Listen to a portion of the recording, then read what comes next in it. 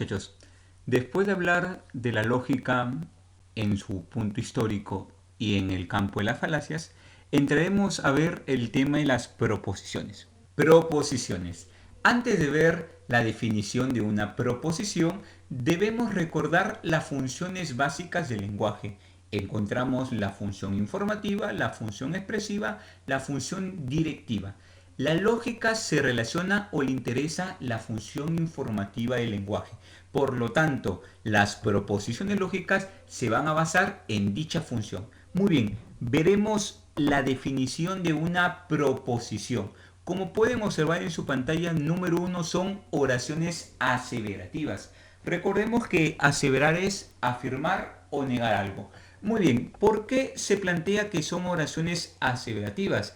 Ya hemos mencionado de que la lógica le interesa o se relaciona con la función informativa, que también es llamada representativa, referencial, declarativa o aseverativa, aunque también tiene otras denominaciones. Por lo tanto, en diversas preguntas se pueden plantear: las proposiciones son oraciones representativas, oraciones declarativas. Correcto, pero específicamente lo vamos a denominar de esta manera: son oraciones aseverativas. Un dato que ahí ustedes pueden apuntar en su cuaderno como aspectos puntuales: que toda proposición es una oración aseverativa, pero no toda oración aseverativa va a ser una proposición. Lo veremos posteriormente este argumento.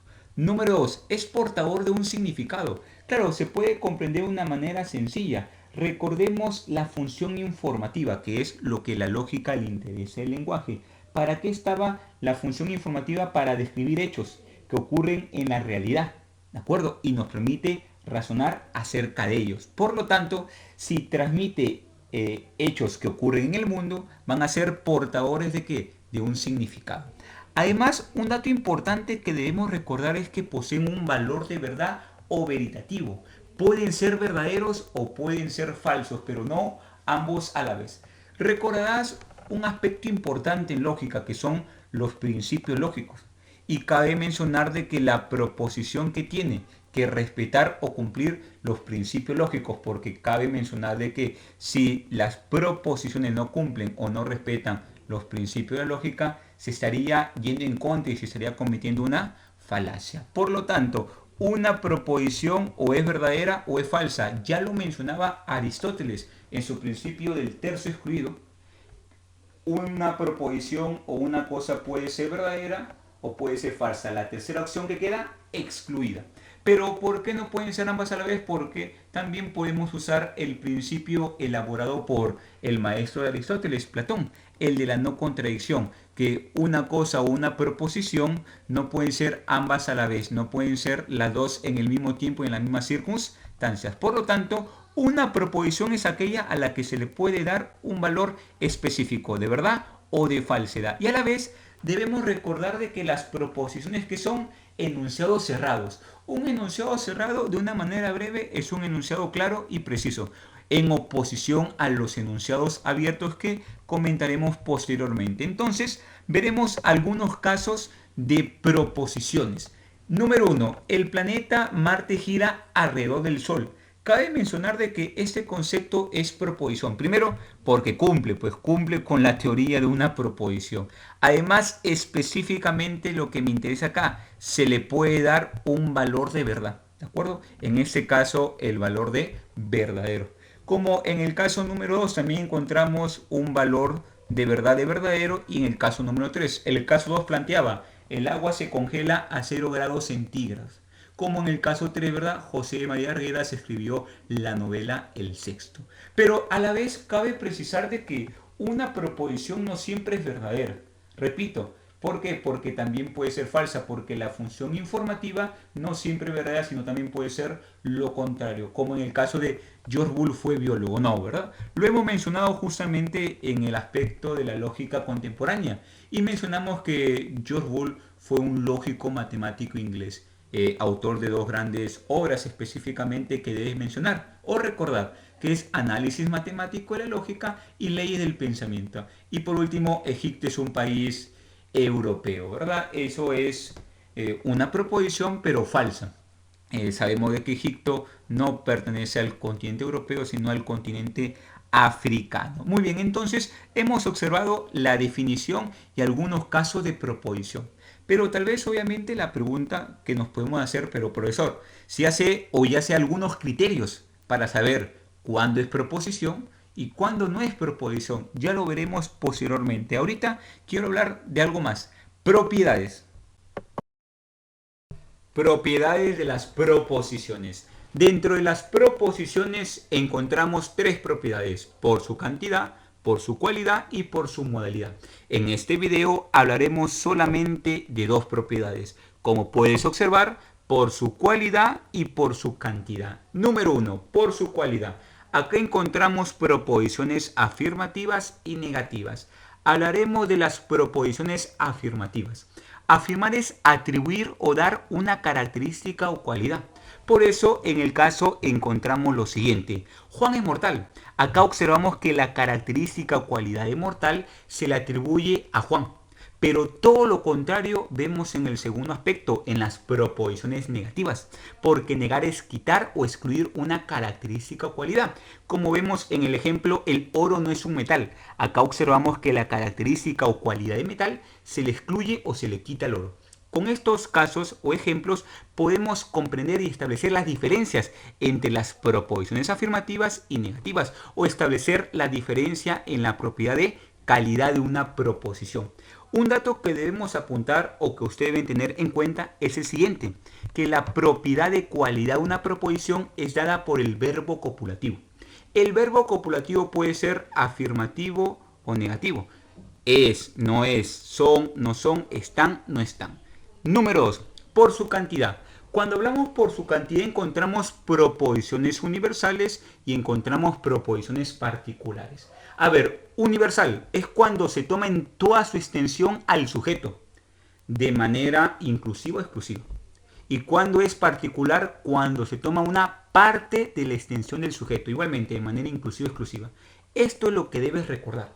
A ver, profesor, usted está planteando que es universal cuando se toma en toda su extensión, justamente aquí, al sujeto.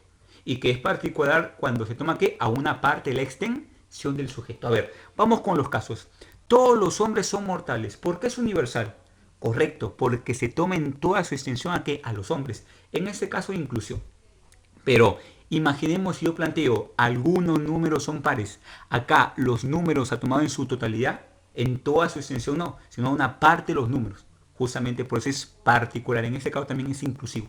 Entonces podemos observar de que de esta manera establecemos diferencias entre universales y particulares. A ver, si la cualidad era dada por el verbo copulativo, ¿quién le da la cantidad a una proposición? El cuantificador. ¿De acuerdo? A ver, para culminar este segmento del video, una pregunta sencilla. Si hablamos de oraciones aseverativas, ¿a qué propiedad nos estaremos relacionando, refiriendo? ¿A la cualidad o a la cantidad?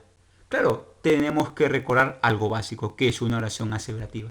Y como ya lo hemos mencionado, es afirmar o negar. Entonces se apoyan o se relacionan con la cualidad de las proposiciones.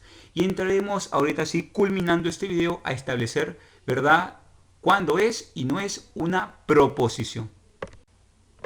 Muy bien, al inicio del video hemos hablado de la definición de las proposiciones. A través de esto podemos comprender qué casos son proposiciones, como podemos ver en esta larga lista de ejemplos.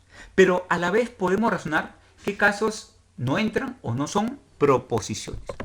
A ver, recordemos lo siguiente. La lógica se interesa o se relaciona con la función informativa del lenguaje. Entonces, la función expresiva y directiva no le interesa o no se relaciona con la lógica. Por lo tanto, las proposiciones no se basan en esas funciones. En tanto, la función expresiva, desiderativa, exclamativa, entonces no son proposiciones. O como podemos encontrar, las oraciones directivas, exhortativas, imperativas tampoco entran en el campo de las proposiciones, como podemos justamente ver en esta larga lista de casos de no proposiciones. Los mandatos, las órdenes, no entrarían en el concepto de proposiciones, como también lo deseo dudas súplicas. Otro caso, mire, recordemos que la función informativa cumple un aspecto de ser objetivo-subjetivo.